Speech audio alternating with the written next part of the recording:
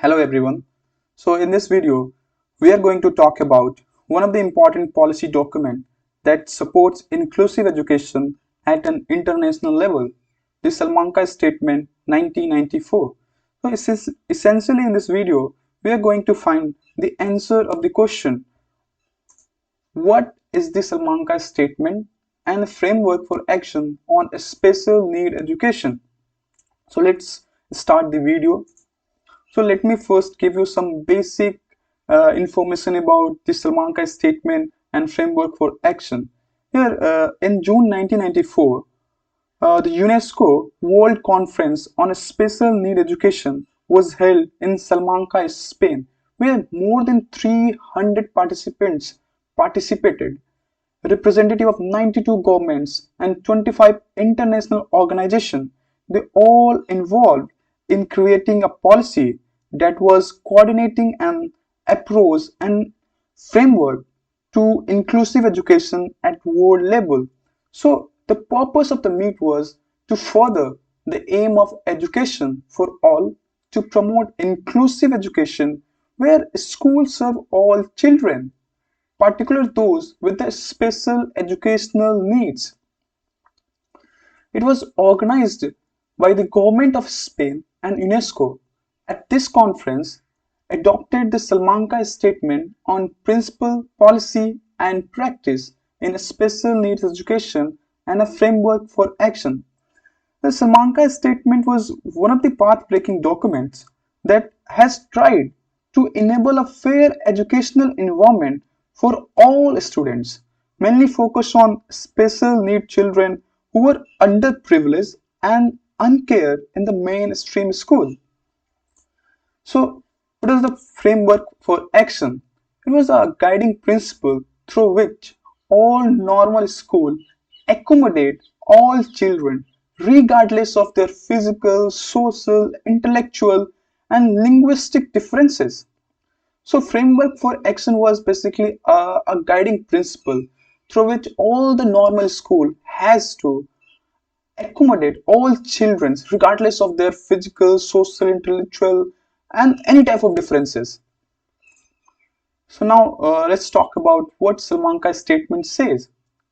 According to Salamanca Statement, every child has a basic right to education. Or every child has unique characteristic, interest, abilities, and learning needs.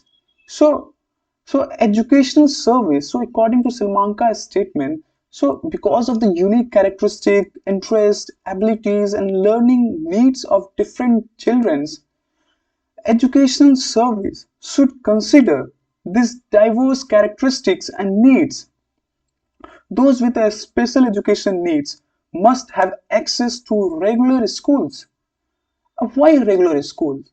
Why Salamanca statements talk about that the special educational needs must have the access to regular school? The children having a special educational needs, they all have the access to regular school because according to them, the regular school with an inclusive ethos are the most effective way to combat discriminatory attitudes, create a welcoming and inclusive communities, and achieve education for all.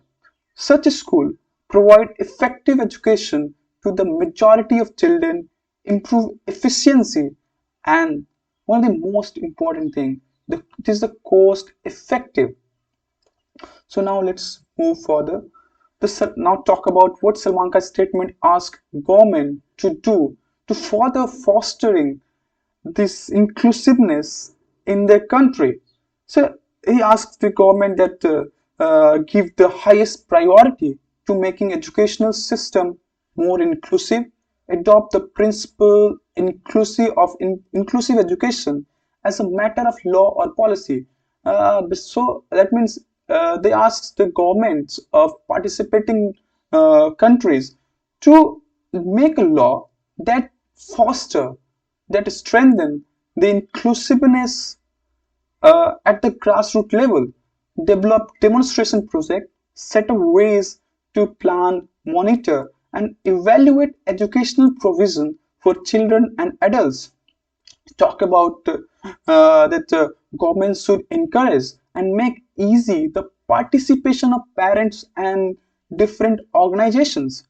Disabled people invest in yearly identification and intervention strategy. That means the government should make the plan to yearly identification of this disabled children and the intervention strategy so that they can be this can be reduced further.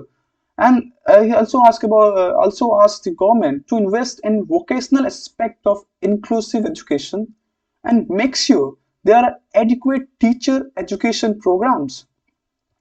So now let's move.